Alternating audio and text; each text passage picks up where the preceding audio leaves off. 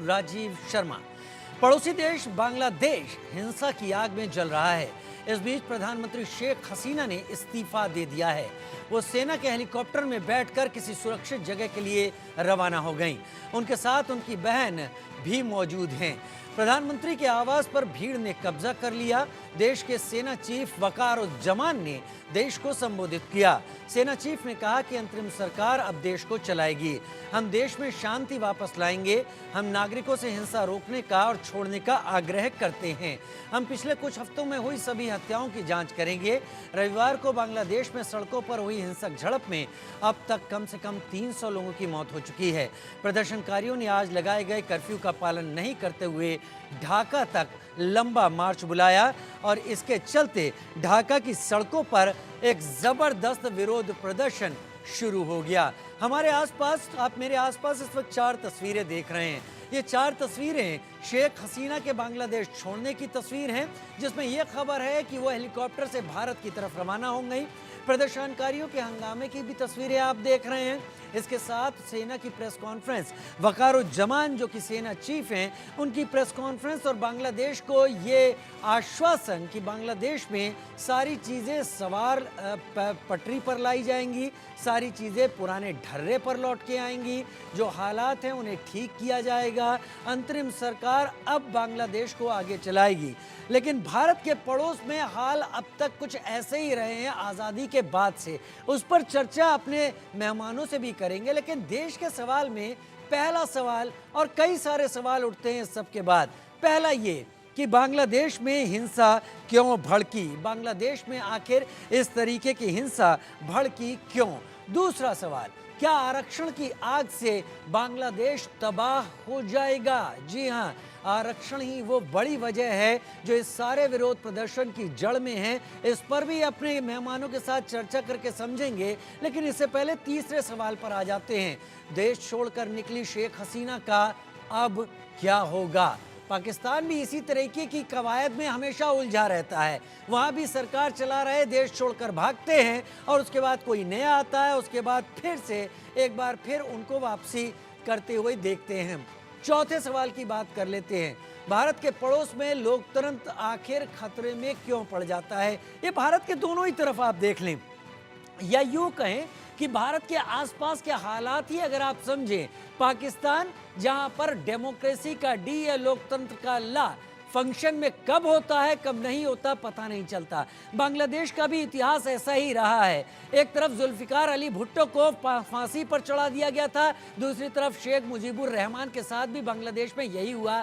चीन में तो खैर लोकतंत्र है ही नहीं। नेपाल में पिछले कुछ दिनों से लोकतंत्र के नाम पर अब की बारी तेरी या उसके बाद मेरी, इसी तरीके की चाल चल रही है।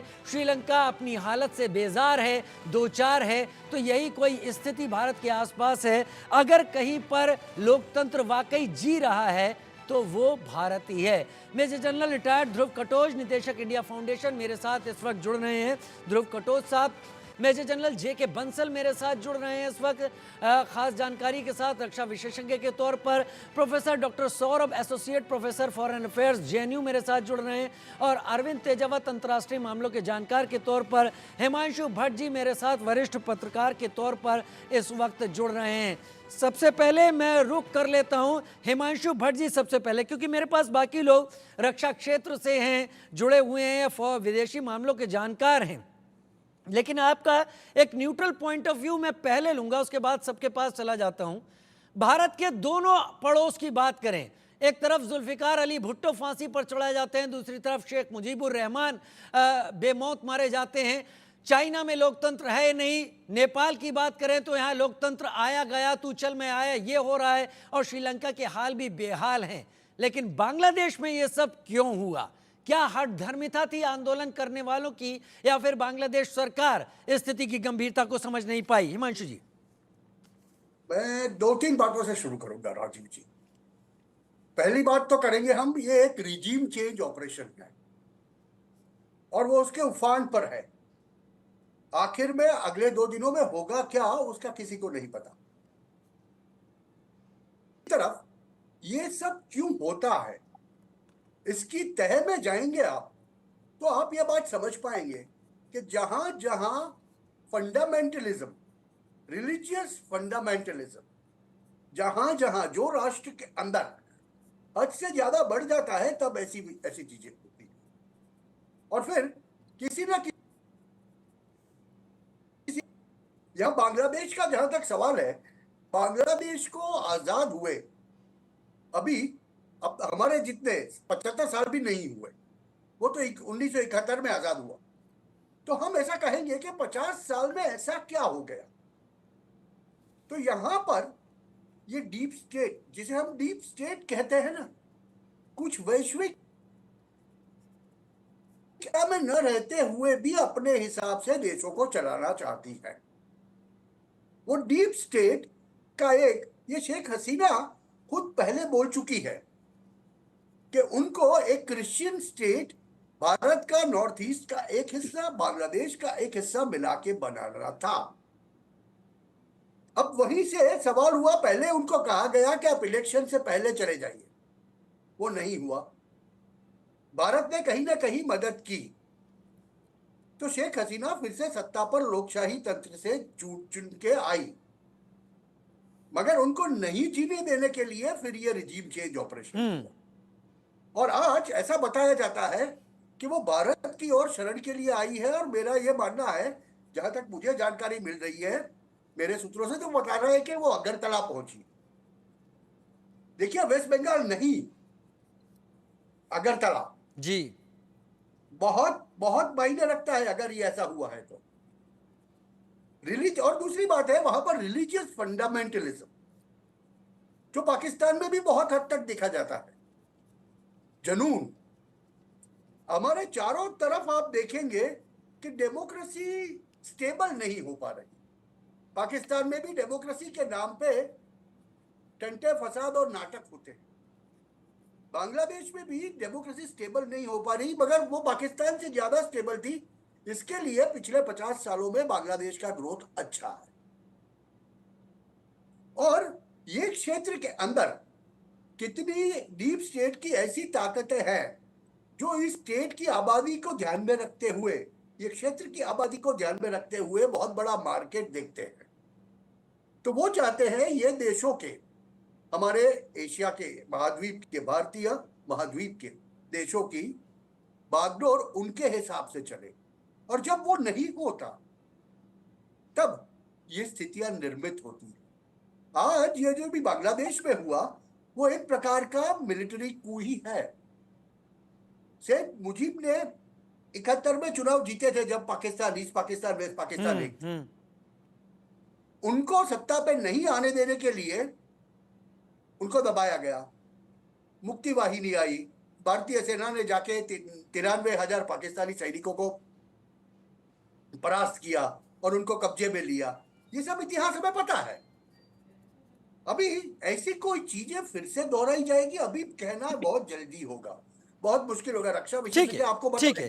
ठीक है, मैं उन्हीं का रुख कर लेता हूं। मेजर जनरल ध्रुव कटोच मेरे साथ जुड़े हुए हैं, मेजर जनरल जेके बंसल भी मेरे साथ जुड़े हुए हैं। अब इनसे पूरा स्ट्रेटेजिकली समझने की कोशिश करते हैं कि भारत के नॉर्थ ईस्ट की तरफ ये जो परिवर्तन आता हुआ दिखाई पड़ रहा है, ये परिवर्तन क्या संकेत करता है। 17 करोड़ की आबादी वाले बांग्लादेश में यूं तो विरोध प्रदर्शन होते रहते हैं मेजर जनरल ध्रुव कटोच, लेकिन 1971 बांग्लादेश की आजादी के वक्त जो लड़े थे मुक्ति वाहिनी के लोग, उनको जो आरक्षण दिया गया था 1/3, उसको लेकर यह आंदोलन की शुरुआत होती है। सुप्रीम कोर्ट बांग्लादेश का इसे 5% पर ले आता है। लेकिन क्या ये इतना ही है, या हम तस्वीर को जिस तरीके से देख रहे हैं मेजर, उसके पीछे दूसरी तरफ देखने की जरूरत है? ये बड़ा किया गया है क्या ये आंदोलन?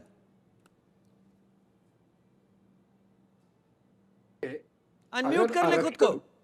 ओके, हाँ, आवाज सुनाई दे रही है? जी जी। हाँ, देखिए, अगर आरक्षण का ही मामला होता तब तो ये सुप्रीम कोर्ट, जो बांग्लादेश का सुप्रीम कोर्ट है, उसके आदेश के बाद जब आरक्षण 30% से 5% कर दिया गया था, ये मामला वहीं पर ही समाप्त हो जाता। लेकिन देखिए, उस समय पर स्टूडेंट्स ने भी मान लिया कि हाँ, अभी ये मामला खत्म है और हम आगे आंदोलन नहीं करेंगे।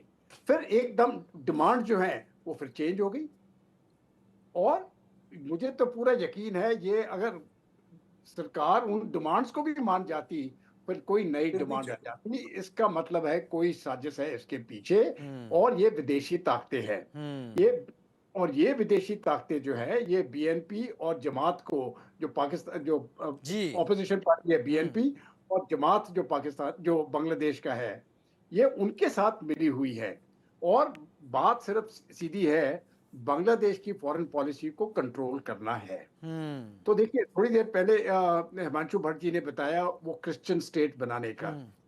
इसके विषय में खुद शेख हसीना ने बात की है कि वो 3 हिस्सों लेना चाहते हैं, कुछ भारत का हिस्सा, कुछ म्यांमार का हिस्सा, और कुछ बांग्लादेश का हिस्सा। और तीनों को मिला के एक वहां पर क्रिश्चियन स्टेट बनाना चाहते हैं, जिससे कि वो इस इलाके को कंट्रोल कर सके। बेसिकली ये विदेशी ताकतें यहाँ पर कंट्रोल करने की, उनकी इच्छा है, फॉरेन पॉलिसी को कंट्रोल करने की। अभी किसका हाथ हो सकता है, इसमें तो कोई शक नहीं है। ये वेस्ट की तरफ से एक प्लॉट है, ये फॉरेन पॉलिसी को कंट्रोल करने का। इसमें चीन को भी अभी फायदा हो जाएगा, हम्म। लेकिन अभी उनको भी फायदा हो जाएगा। कुछ दिन पहले शेख हसीना गई थी चीन, और एक दिन पहले ही उसने अपना ट्रिप कट शॉर्ट कर जी। दिया। जी। अब चीन भी यहाँ पर कूद पड़ेगा, पाकिस्तान की आईएसआई भी यहाँ पर कूद पड़ेगी कि ये जो मामला गड़बड़ हो रहा है, इसका हम फायदा किस प्रकार से उठाएं। एग्जैक्टली। तो देखिए, ये फायदा कैसे उठेगा ये मैं बताता हूं। पिछले 15-20 सालों में, या 15 साल कहिए, भारत के रिश्ते बांग्लादेश से बहुत मजबूत हो चुके थे। जी। एक दूसरा, इंसर्जेंसी जो है हमारे नॉर्थ ईस्ट में तकरीबन तकरीबन खत्म हो गई है, तकरीबन तकरीबन। अभी उनको फिर से मौका मिल जाएगा इसको एक बार बढ़ाने का। अभी देखिए, शेख हसीना वो अगरतला गई थी। अगरतला क्यों गई? वो सिर्फ 130 किलोमीटर है ढाका से। तो अगर आप फ्लाइट पाथ देखते हैं हेलीकॉप्टर का, वो छोटा पड़ता है और कन्वीनियंट भी पड़ेगा। कोलकाता थोड़ा दूर पड़ता है वहां से, वो तो एक है। दूसरा, वहां से वो सीधा हवाई जहाज लेके दिल्ली आ जाएगी, और कुछ खबरों के मुताबिक है वो अभी लंदन चले जाएंगी। अब भारत में नहीं रहने वाली है। उसके उसके भी कारण कई और हैं। लेकिन ये एक, मुझे तो कोई शक नहीं है, ये सिर्फ ठीक। रिजर्वेशन सिर्फ एक बहाना था। जी। और नहीं, राजीव जी, मैं एक बहुत गंभीर बात कहना चाहता हूं। देखिए, आप भारत को देखिए, यहां पर भी वही लोग जो विदेशी ताकतों के साथ मिले हैं, वही आरक्षण की बात कर रहे हैं, वही इस प्रकार के आंदोलन चलाते हैं ताकि इस प्रकार की हालत भारत में भी आ जाए, और हम ऐसी स्थिति पैदा कर दे कि जो इलेक्शन का रिजल्ट है उसको हम समाप्त कर दें।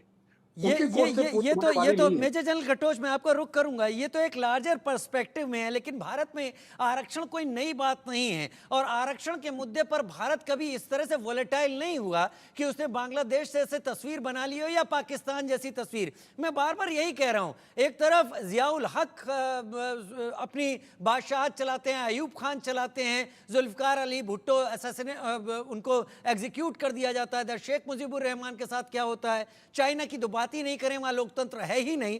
लेकिन मेजर जनरल जेके बंसल, हम चीन का नाम सीधे सीधे क्या ले सकते हैं, नहीं ले सकते हैं? मैं फैक्ट के साथ आपके सामने आना चाहूंगा। चीन की यात्रा पर शेख हसीना गई थी, एक दो दिन पहले ही लौट कर आ गई। चीन उम्मीद कर रहा था तीस्ता को लेकर जो कुछ भी उनके बीच में समझौता होने वाला था, बाद में ये सारा प्रोजेक्ट, तीस्ता का प्रोजेक्ट भारत के पास आता है, भारत के साथ मिलता है, भारत की नज़दीकियां दिखाई पड़ रही हैं। प्रधानमंत्री नरेंद्र मोदी की जो बांग्लादेश के साथ नज़दीकी है देश के तौर पर, और शेख हसीना के साथ, वो छुपी नहीं थी, तस्वीरों में जाहिर भी होती थी। क्या इसको मैं इस तरीके से समझ सकता हूं कि शेख हसीना के साथ जो कुछ हुआ, वो खालिदा जिया फैक्टर को रिवाइव करने की एक बड़ी चाल का हिस्सा है, जहां खालिदा जिया पिछले कई सालों से साइडलाइन थी, या उनकी पार्टी ही आउटलाइन बाहर की गई हुई थी? क्या ये एक वजह है जो यहां पर दिखाई देती है? और लार्जर पर्सपेक्टिव में क्या ये खतरा है भारत के नॉर्थ ईस्ट के लिए? देखिए, जैसा आपने कहा, और ये बिल्कुल विदित है कि चाइना का हाथ इसमें है, और वो जो चाइना ने उनके ऊपर दबाव भी डाला, और जो प्रॉमिस किया था उसमें इन्वेस्ट करने के लिए, वो भी नहीं किया, तो उनको जल्दी वहां से आना। तो इसमें कई विदेशी शक्तियां हैं, जिसमें चाइना है, पाकिस्तान है। पाकिस्तान की जो यहाँ पे विचारधाराओं की पार्टी हैं वो डिस्टेबलाइज कर रहे हैं। और डिस्टेबलाइज करने के दो कारण हैं। एक कारण तो यह है कि बांग्लादेश की जो इकोनॉमी काफी ग्रो कर रही थी और वो पाकिस्तान को हजम नहीं हुई। जी हाँ, और बांग्लादेश का पाकिस्तान, टका पाकिस्तान के रुपए से शायद 1.5 गुना ज्यादा पड़ता है। जी, तो वो एक कारण है। तो वहां पे डिस्टेबलाइजेशन की बात है। दूसरा जो है, यहाँ पे जो है कट्टरवादी लोग हैं। और आप देखिए न्यूज आ रही है कि जो हिंदुओं के घरों में तोड़फोड़ कर दी गई है वहां पे, और उनके घर जलाए जा रहे हैं। तो ये कट्टरवादिता का, आप बताइए इसका आरक्षण से क्या लेना देना है? और जब शेख हसीना ने अपना इस्तीफा दे दिया है तो वहां शांति क्यों नहीं है? तो इसमें जो सेना की भी नाकामयाबी है कि वो कंट्रोल नहीं कर पा रही है। हालांकि उन्होंने अभी इंटरिम गवर्नमेंट बनाने की बात कर दी है। और जो मोहम्मद यूसुफ वहां पे जो जो एक नोबेल प्राइज विजेता हैं, एक अर्थशास्त्री हैं, उनको बनाने की बात चल रही है कि इनको प्राइम मिनिस्टर बनाया जाए इंटरिम।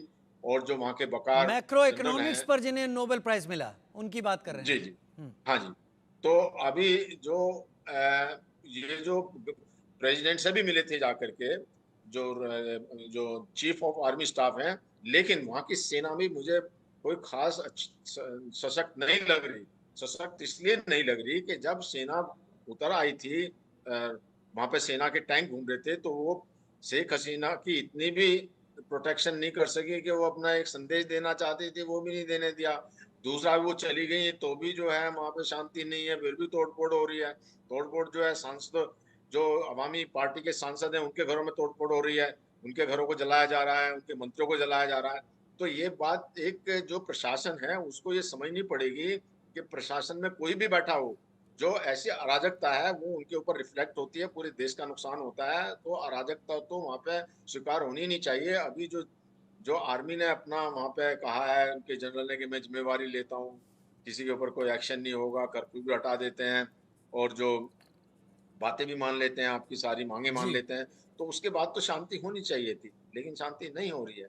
तो इसका मतलब ये है कि एक जो आजकल जो मीडिया का जमाना है, और एक मीडिया के जमाने से, जो इलेक्ट्रॉनिक से एक बार आग भड़का दी जाए, लोगों में भ्रांति पैदा कर दी जाए, नरेटिव सेट कर दिए जाए, तो उसको फिर चाहने के बाद भी जिन्होंने सेट किया है नरेटिव, वो भी कंट्रोल नहीं कर पाते। इस बात को समझना बहुत जरूरी है कि जिनको कोई समझ ही नहीं आता। अब ये जो नरेटिव सेट करने की तो बात थी, अभी आप देखिए यूके में क्या हो रहा है।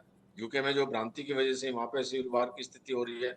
तो इस तरह की जो घटनाएं हैं ये होती हैं, और ये एक अराजकता फैलने के अपने स्वार्थ के लिए वो देश को बर्बाद कर देते हैं। और ऐसे ही यहीं पे हो रहा है।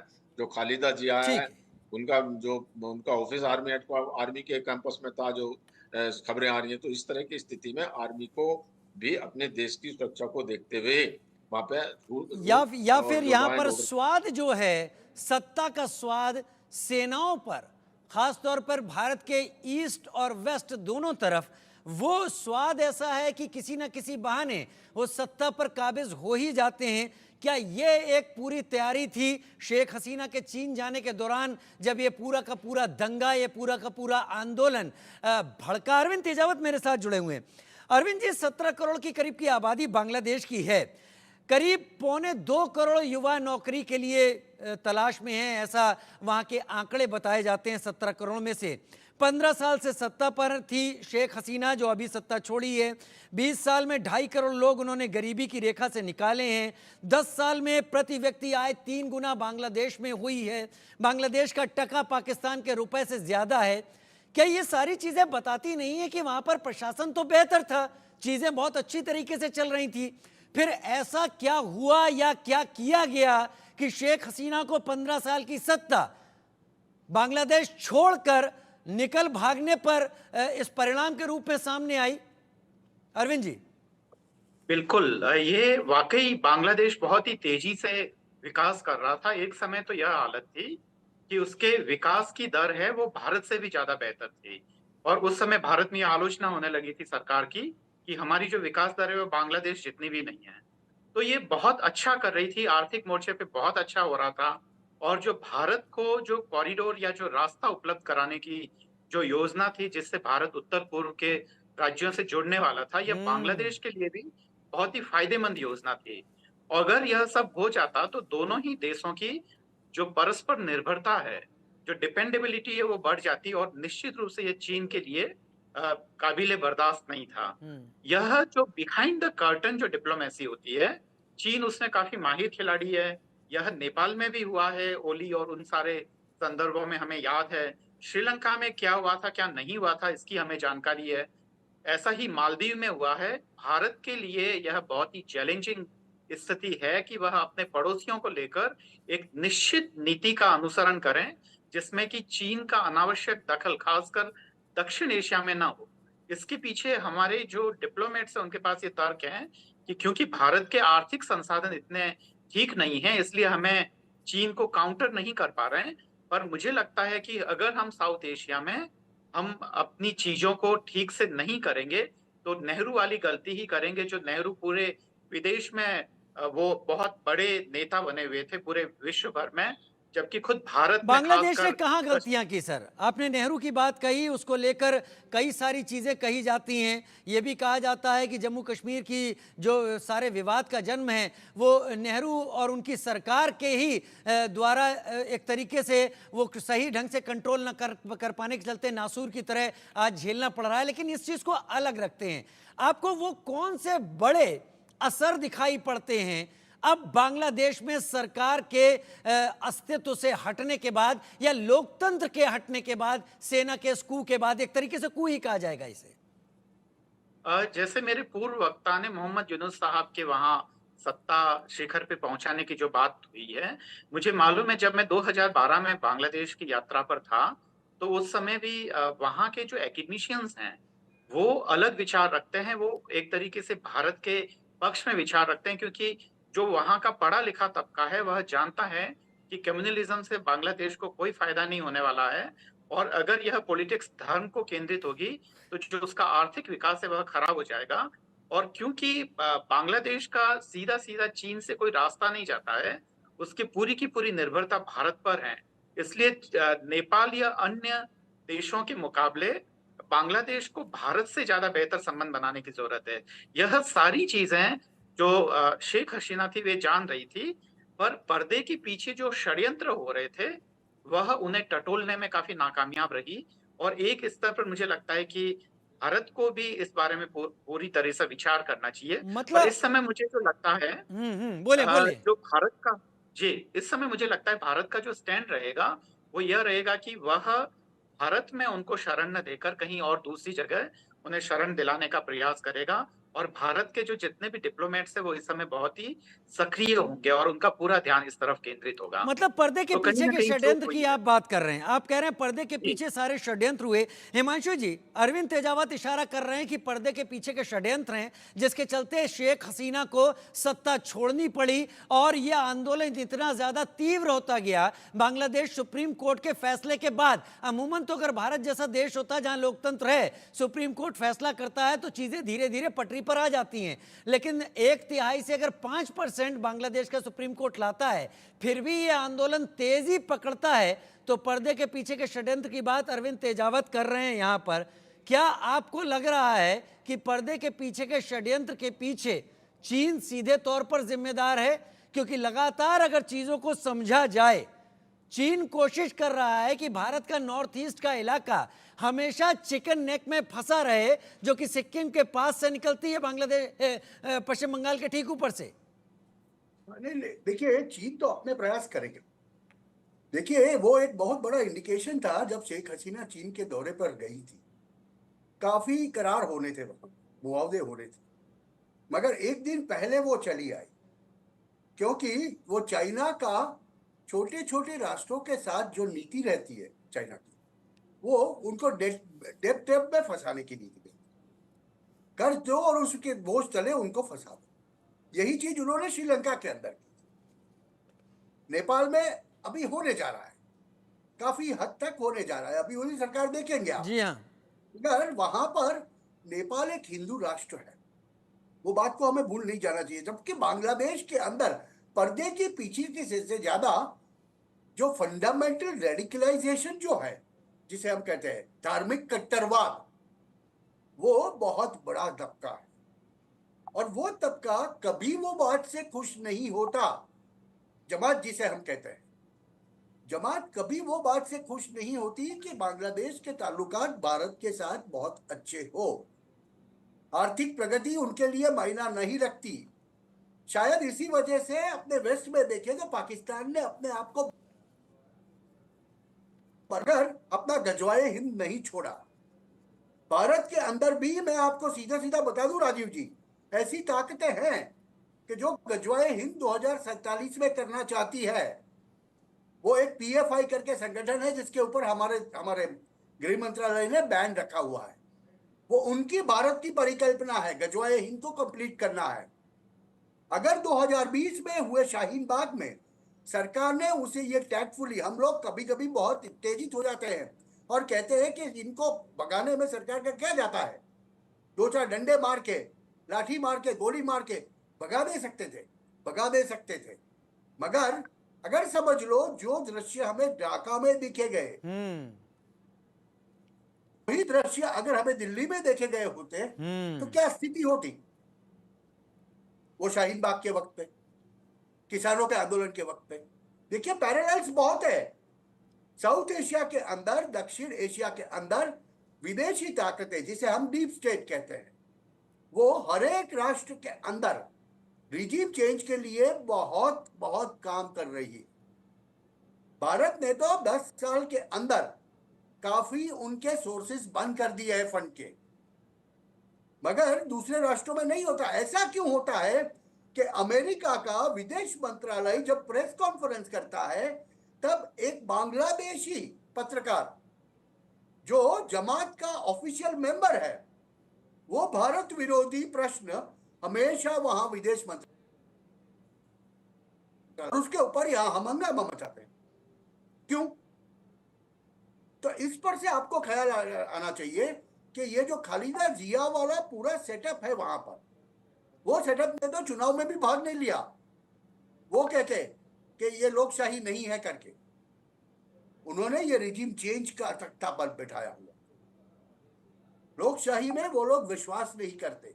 और जहां पर शेख हसीना का सवाल है, उन्होंने इकोनॉमिक प्रोग्रेस बांग्लादेश को दिया है, वो बात से हम मना नहीं कर सकते, मगर उसके साथ में जिस हिसाब से उनकी आबादी बढ़ रही है, जिस हिसाब से उनका कट्टरवाद बढ़ रहा है, वो एक बहुत बड़े खतरे, वो एक बहुत बड़े खतरे की तरफ इशारा करता है। मेजर जनरल ध्रुव कटोच मेरे साथ लगातार जुड़े हुए हैं।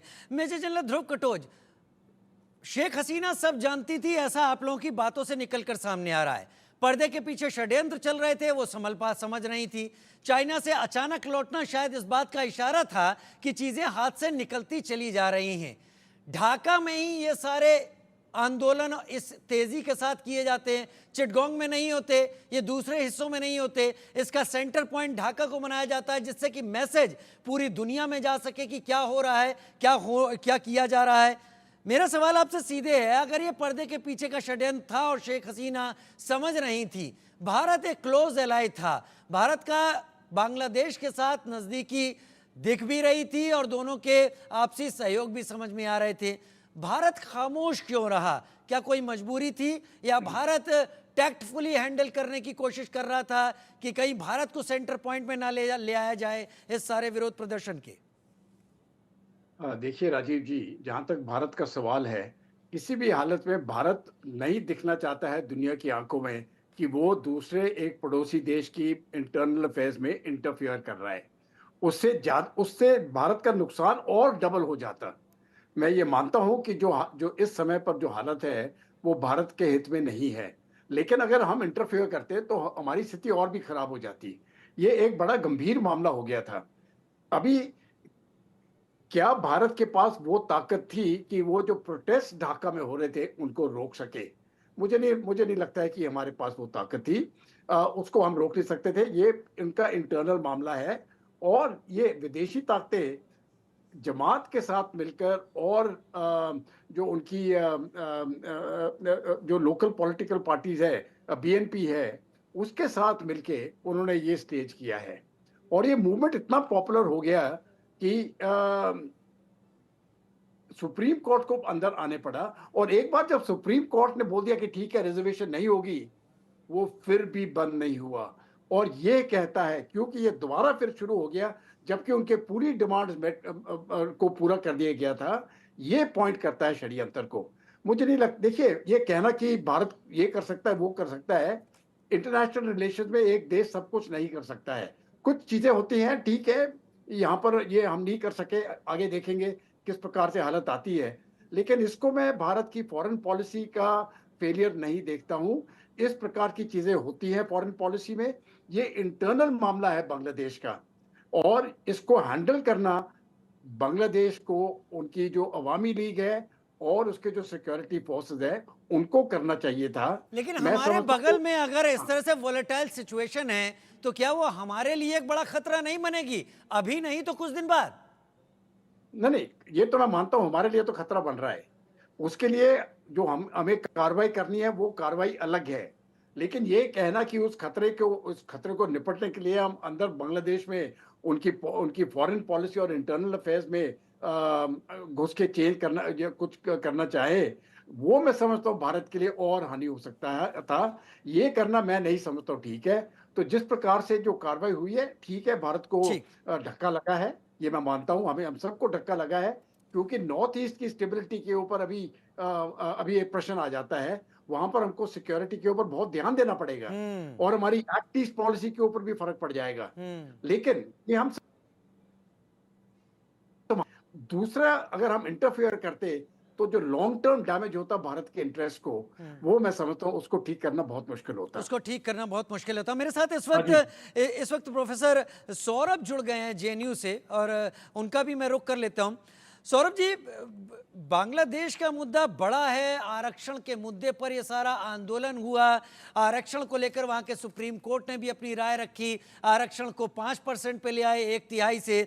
लेकिन पिछले कई दिनों का भी मैं आंकड़ा देख रहा था, जो मैंने अभी अपने बाकी मेहमानों के सामने रखा। 10 साल में प्रति व्यक्ति आय वहां 3 गुना हो गई। करीब 17 करोड़ की आबादी है, 15 साल से सत्ता में है। 20 साल में 2.5 करोड़ लोग गरीबी रेखा से इस सरकार ने बाहर निकाल भी लिए। फिर ऐसा क्या था कि आरक्षण के मुद्दे पर यह आंदोलन इतना बड़ा हो गया कि एक सरकार को पीछे हटना पड़ गया, या सरकार ही बदल गई, अब सेना वहां पर काबिज है? क्या यह उतना ही है जितना हम बात कर रहे हैं, या फिर इससे भी बड़ा लार्जर पिक्चर है जिसका बहुत छोटा हिस्सा हम देख पा रहे हैं? हाँ, मुझे लगता है आपने बहुत अच्छा कहा कि बांग्लादेश की जो आर्थिक विकास है वो पूरे साउथ एशिया में एक नजर के रूप में देखी जाती है, एक नजीर के रूप में देखी जा रही है। और ये जो विकास है वो बहुत लोगों को अच्छा नहीं लग रहा था, क्योंकि इससे शेख हसीना जी की जो सरकार थी वो और स्ट्रांग हमेशा होती जा रही थी, और वो सरकार जो भारत के समर्थन में थी। सबसे महत्वपूर्ण बात है, इस पूरे दक्षिण एशिया में जहां चीन का एक पूरी तरह दबदबा है, जहां चीन ने नेपाल को, अफगानिस्तान को, पाकिस्तान को, श्रीलंका को, मालदीव्स को, सभी देशों को, भारत के सभी पड़ोसियों को अपने चंगुल में रखा हुआ है, वहीं वो बांग्लादेश को अपने चंगुल में कर पाने में सफल नहीं हो पाया। और आपने बार बार अभी हमारे अन्य विश्लेषकों ने भी ये बात उठाई कि जो बांग्लादेश के प्रधानमंत्री अभी कुछ समय पहले चीन का दौरा पहले ही खत्म करके लौट आई थी, तो वो भी मैसेज बहुत क्लियर था कि बांग्लादेश चीन के चंगुल में जाने को तैयार नहीं है। और यह बात चीन को बिल्कुल नापसंद आई, और उसने ही, मुझे लगता है कि ये जो आपने बार बार उठाया कि पूरे बांग्लादेश में ये आरक्षण की लहर नहीं लपट उठ रही थी, और जब सुप्रीम कोर्ट ने उसको 30% से जब 5% पे ला दिया, तो उसमें कुछ फिर बातचीत तो उसमें कुछ थी ही नहीं। तो यह जो एक बड़ी पिक्चर है जो बांग्लादेश को कट्टरपंथियों के हाथ में सौंप देने की है, और भारत का जो एक विकास हो रहा है जिसमें एक बांग्लादेश के साथ मिलते हुए क्वाड के साथ भी एक एक्ट ईस्ट पॉलिसी के साथ भी, एक आपने देखा होगा कोरोना के समय में भी भारत और बांग्लादेश लगातार साथ खड़े रहे थे, और बांग्लादेश के जो प्रधानमंत्री हैं वो बार बार भारत का कब में आती भी रही हैं। तो ये सारी जो चीजें हैं ना तो चीन को पसंद आई, ना ही वहां के कट्टरपंथियों को, और उसी की एक परिणति आज के इस सैन्य तख्ता पलट में है। और बहुत अच्छा हुआ है कि अभी बांग्लादेश के जो प्रधानमंत्री हैं सो भारत में भी आ चुकी हैं, जहां तक विभिन्न न्यूज चैनलों पे ये बात आ रही है। और इससे एक समय तक के लिए जहां बांग्लादेश की भी जो भी सरकार बनेगी अभी, वो उनके ऊपर एक दबाव बना रहेगा, क्योंकि जो एक निर्वाचित सरकार है उसको आपने एक तख्ता पलट के जरिए भगाया है, और वो चीजें फिर से वापस आने की संभावनाएं, मुझे लगता है कि भारत और जो अन्य पश्चिमी देश हैं वो लगातार प्रयास करेंगे कि वहां पे फिर से निर्वाचित सरकार बनाई जाए, और जो चीन के मंसूबे हैं और जो वहां कट्टरपंथियों के जो मंसूबे हैं उसको वहां से उनके नापाक मंसूबों को खत्म किए जा सके। लेकिन क्या और इतना आसान अदरवाइज होगा? लेकिन क्या इतना आसान होगा? मेजर जनरल जेके बंसल, आपका भी रुख कर लेता हूं मैं। क्या ये इतना आसान होगा चीन के मंसूबे खत्म कर पाना? क्योंकि मैं जो कुछ भी देख पा रहा हूं भी, जैसे प्रोफेसर सौरभ ने एक बात कही और वो मेरे दिमाग में भी चल रही थी। भारत के आसपास के देशों को जरा सा समझते हैं।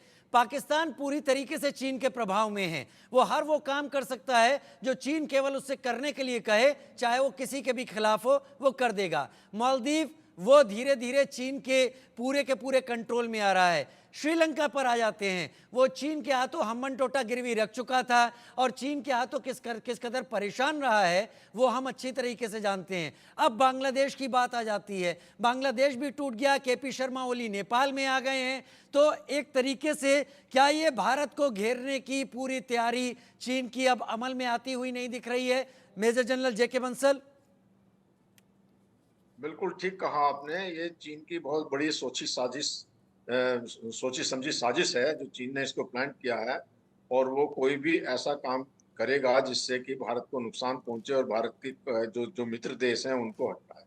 अभी जो बार बार ये कहा जा रहा था कि भारत क्या कर सकता था, तो ऐसी स्थिति में डायरेक्ट अभी कुछ नहीं कर सकता था, क्योंकि किसी के देश में इंटरफेयर नहीं किया जा सकता। लेकिन एक बड़ी बात होती है, किसी भी देश को आप अगर एक इंटेलिजेंस जो प्रोवाइड करते रहें कि क्या हो रहा है, उनके बार बार चेताते रहें, तो इसी प्रकार से जो भारत को पहले से वहां अपनी एक अच्छी इंटेलिजेंस रख करके खुफिया जानकारी जो शेख हसीना को मुहैया कराते रहते और उनको चेताते रहते, तो इस तरह से कर सकता है।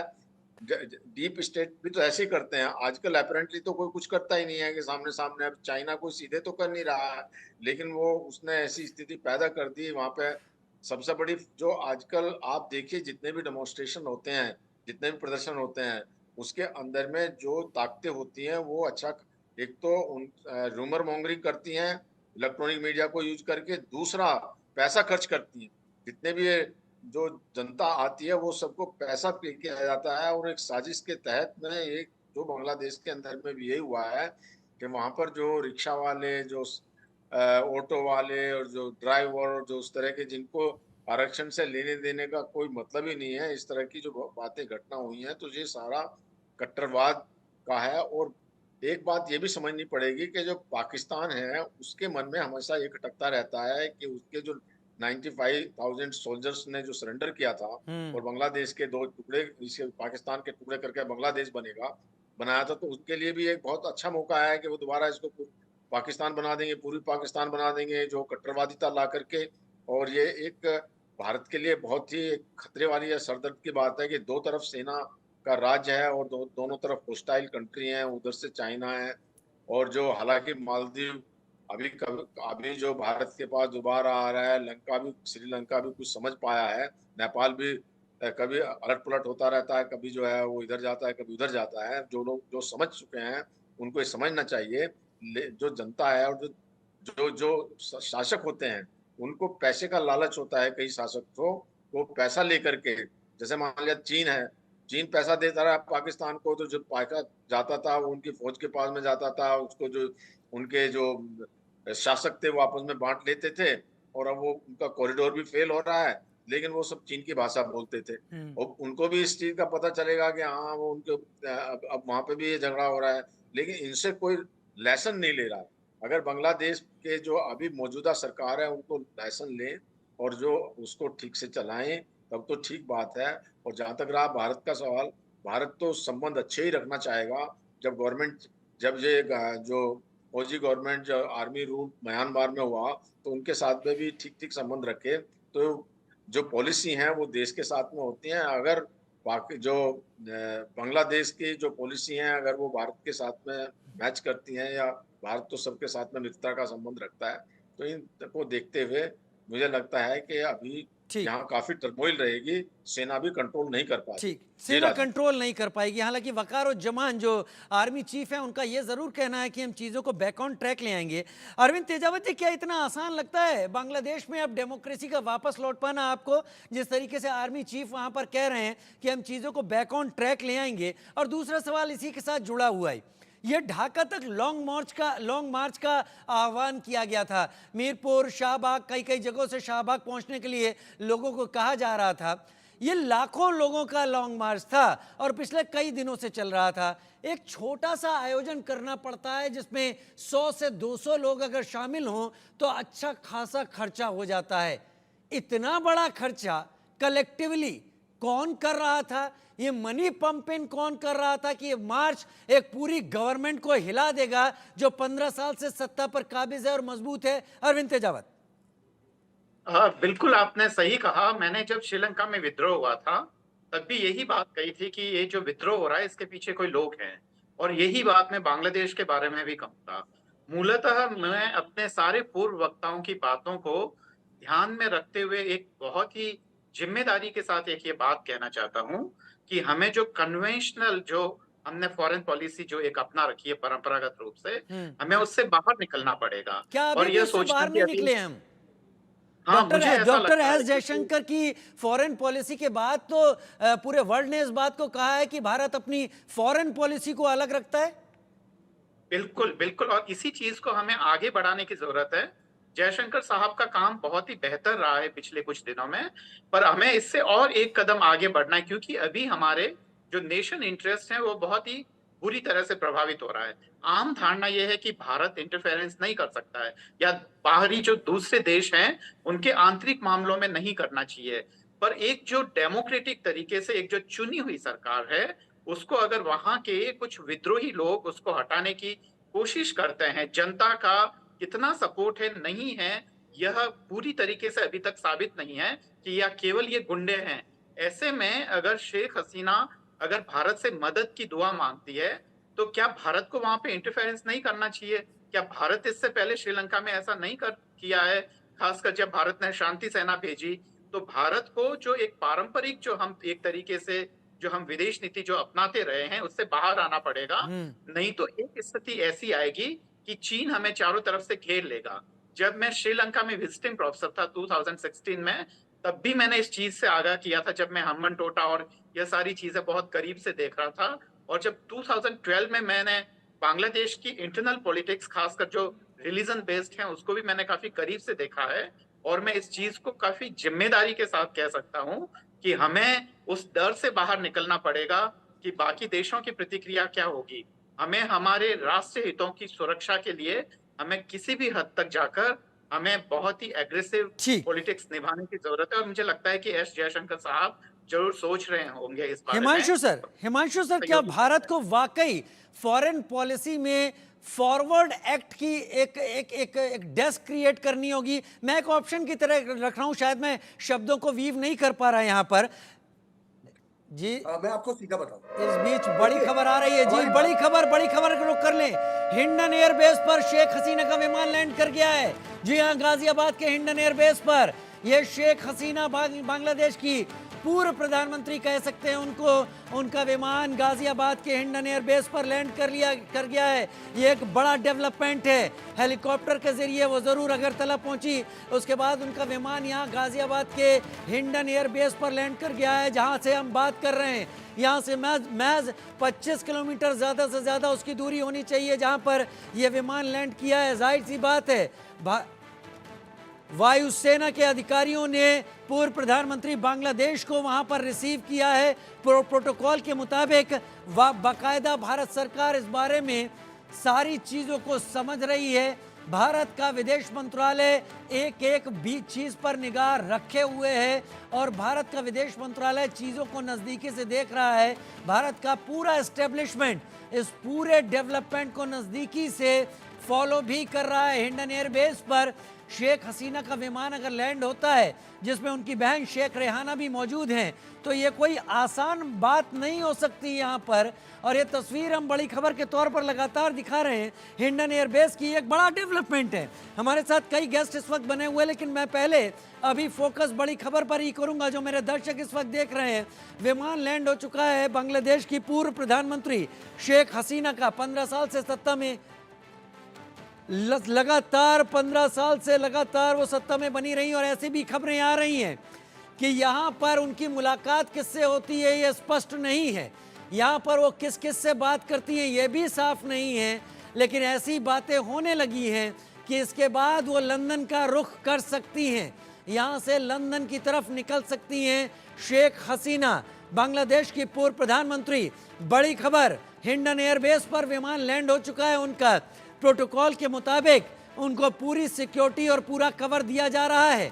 भारतीय सुरक्षा एजेंसियां बांग्लादेश की पूर्व प्रधानमंत्री के मूवमेंट पर नज़दीकी से निगाह बनाए हुए हैं, और वो जहां की तरफ भी हेड करने की अब कोशिश करेंगी वहां पर भी भारत इस पर नज़दीकी से नज़र रखेगा। जाहिर सी बात है, अगर यूनाइटेड किंगडम या ब्रिटेन का नाम सामने जैसे आ रहा है, लंदन जाने की बात सामने आ रही है, तो एक बड़ा डेवलपमेंट है शेख हसीना के मूवमेंट को लेकर। हमारे साथ मेहमान लगातार बने हुए हैं। हिमांशु जी, मैं आपका ही रोक कर लेता हूं। सबसे पहले तो आप इस बात पर अपनी राय रखिए कि ये हिंडन का जो उनका लैंड किया है उनका विमान, ये एक सोची समझी तैयारी है इस सारे हालात के बाद जब वो बांग्लादेश से निकली, और क्या इस बारे में अंदर खाने वहाँ की आर्मी को भी पता था कि इस तरीके से मूवमेंट शेख हसीना का होने वाला है और उनका जो मंजिल होगी वो क्या होगी? हिमांशु जी। वो बात तो एकदम तय थी और बहुत स्पष्ट थी कि if she has to go out of Bangladesh, the first place she will go is Bharat. Bharat में कहाँ? तो भारत में सत्ता का जहाँ केंद्र होता है, जहाँ सबसे सुरक्षित होता है कोई इंसान भारतीयों के सुरक्षा छत्र के नीचे, वो कहाँ होता है? वो दिल्ली के अंदर सेंट्रल गवर्नमेंट के पास होता है। और भारत की विदेश नीति की जहां तक आप बात करेंगे ना, हम एक स्पष्ट विदेश नीति को लेके चल रहे हैं, भारत फर्स्ट। अब जब भारत फर्स्ट की हम बात करते हैं, मैं आपको सीधा साधा उदाहरण दे दूं। आप चिकन नेक की बात कर रहे थे मुझे, अगर चिकन नेक को हमें अवॉइड करना है तो हमें बांग्लादेश के अंदर से एक ट्रेड रूट और कनेक्टिविटी नॉर्थ ईस्ट के साथ में चाहिए, और वो चाहिए ही, भले शेख हसीना वहां हो या और कोई हो, भारत वो कनेक्टिविटी लेके रहेगा। वो बात को आपको समझने की जरूरत है। आज का कट्टरपंथी अगर स्ट्रांग हो गए तो ये सारे रूट से, ये सारे कॉरिडोर से ये चीजें मिल पाएंगी। खैर, इससे पहले कि मैं आपका जवाब लूं, ये भी जानकारी सामने आ रही है कि भारत हिंडन के बाद शायद उनका रुख सऊदी अरब में पहला होगा स्टॉप, और सऊदी अरब के बाद सूत्रों के हवाले से जो खबर आ रही है उसके बाद लंदन। जल्दी से अपना जवाब पूरा कर दें हिमांशु सर। भैया, हाँ, मेरा जवाब ये, आपने कहा वो कट्टरवादी लोग करने देंगे। भारत के पास जो सीधा न समझे तो उंगली टेढ़ी करने का भी एक प्रयोजन रहता है। बांग्लादेश एक ऐसा देश है जो संपूर्णतः उनकी 65 से 70% जरूरियातों में भारत का हिस्सा होता है। अगर भारत ने डिप्लोमेटिकली वो सब बंद करना शुरू कर दिया तो बड़े बड़ों की शान ठिकाने पे आ जाएगी। मालदीव्स की बात कर रहे थे आप, भारत के प्रवासियों ने जगह बन गया, उनकी शान ठिकाने पे आना शुरू होगी। इसी तरह से जब छोटे छोटे राष्ट्र कट्टरपंथ के साथ में चल के जब बड़ा करने की सोचते हैं, बड़े राष्ट्र को दबाने की कोशिश देखना जरूर होगा हिमांशु सर, क्योंकि भारत के बगल में ये पिछले कुछ दिनों में एक और ऐसा डेवलपमेंट हुआ है जिसमें लाल चाइना का रुख नजर आ रहा है, और वो कुछ भी किसी हद तक जा सकता है। मैं क्षमा के साथ आप लोग जी, ड्रैगन को जो करना है करने दो, हम हाथी है, हमारे पांव के नीचे बहुत ठीक है सर, ठीक है। मेरे पास समय कम है, मेरे पास